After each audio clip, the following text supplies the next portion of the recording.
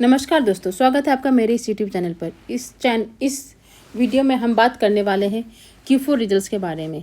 जैसा कि हम सब जानते हैं कि हमारा जनवरी पर भी मार्च क्वार्टर एंड हो चुका है, तो फिर अप्रैल महीने में हमारी सारी कंपनीज अपना अपना Q4 रिजल्ट्स मतलब डिक्लेयर करती है कि उनका परफॉर्मेंस कैसा हुआ, कैसा उनका क्वार्टर में परफॉर्मेंस रहा। और ये एक्चुअली फाइनेंशियल ईयर क्लोजिंग है, तो फाइनेंशियल ईयर मतलब पूरे फाइनेंशियल ईयर में उनका परफॉर्मेंस कैसा रहा वो भी रिजल्ट अनाउंस करते हैं। तो इसी के रिगार्डिंग आज हम बात करने वाले Q4 रिजल्ट्स के बारे में। और हम इसके रिगार्डिंग बात करेंगे हम TCS का। हमारा TCS कंपनी ने अपना रिजल्ट्स डिक्लेयर किया है, कल डिक्लेयर किया था आफ्टर मार्केट आवर्स, मतलब जब मार्केट हमारा क्लोज हो गया उसके बाद TCS ने अपना क्वार्टरली रिजल्ट्स अनाउंस किया। तो देखते हैं कि TCS का रिजल्ट कैसा रहा। तो लेट्स सी, जैसा कि हम ये देख सकते हैं, ये हमारे एक्सचेंज में उन्होंने अपडेट किया था, तो उसके अनुसार TCS ने एक फाइनल डिविडेंड दिया है, 28 रुपीज़ का डिविडेंड दिया। मतलब जिनके पास भी ये शेयर होंगे उनको 28 रुपीज़ का डिविडेंड मिलेगा पर शेयर। और ये फाइनल डिविडेंड है, तो फाइनल डिविडेंड है तो मतलब ये थोड़ा टाइम लगेगा, क्योंकि बोर्ड ने तो अप्रूव कर दिया। अब इसके में शेयर होल्डर्स के भी हमें अप्रूवल चाहिए रहेगा, तो उसके लिए मतलब 1 महीना ऐसा कुछ टाइम लग जाता है अप्रूवल में, तब ये हमारे अकाउंट में क्रेडिट होगा। एक्चुअली 2 तरह के डिविडेंड होते हैं, एक फाइनल डिविडेंड और एक इंटरिम डिविडेंड।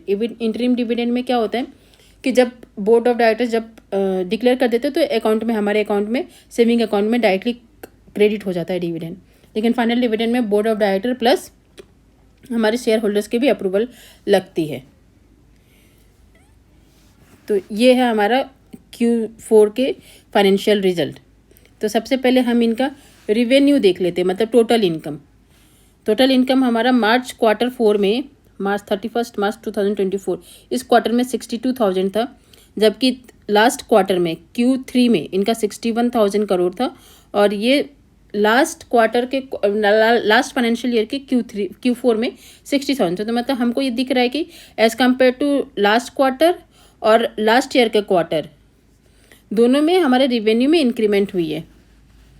फिर हम नीचे जाए तो नीचे में हमारा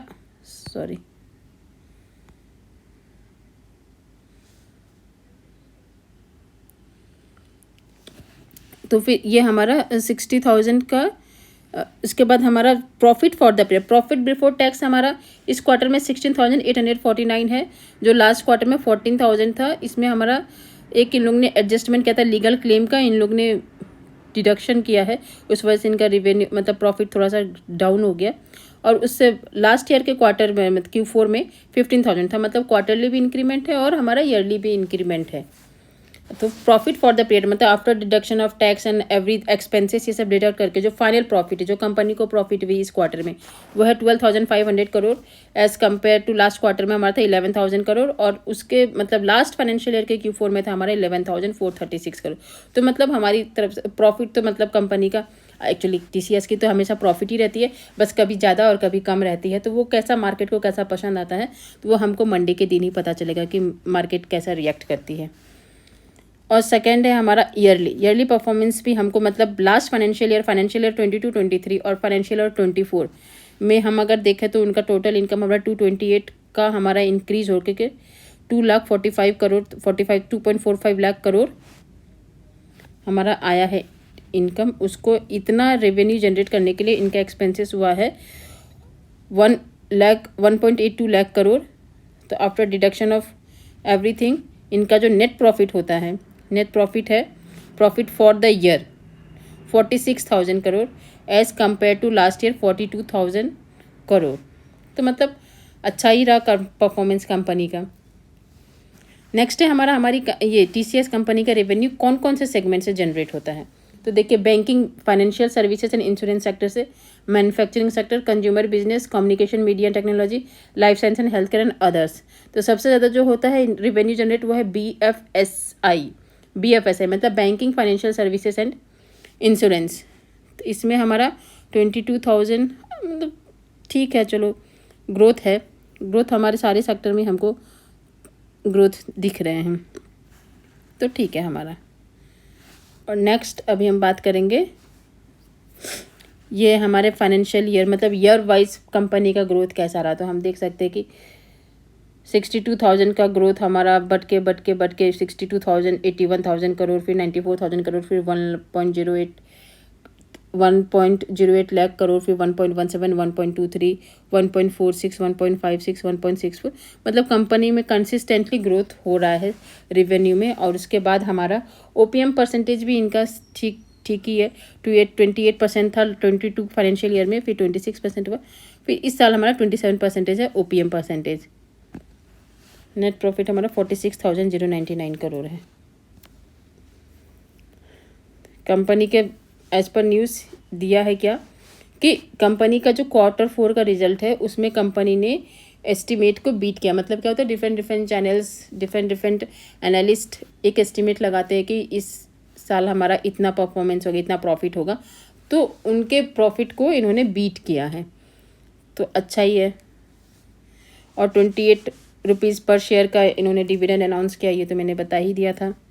नेक्स्ट है हमारा, एक्चुअली फ्राइडे के दिन हमारा TCS फ्लैट ही ट्रेड किया है, लेकिन इसमें हमारा रिजल्ट का इस पर कोई इम्पैक्ट नहीं देखने को मिल रहा है।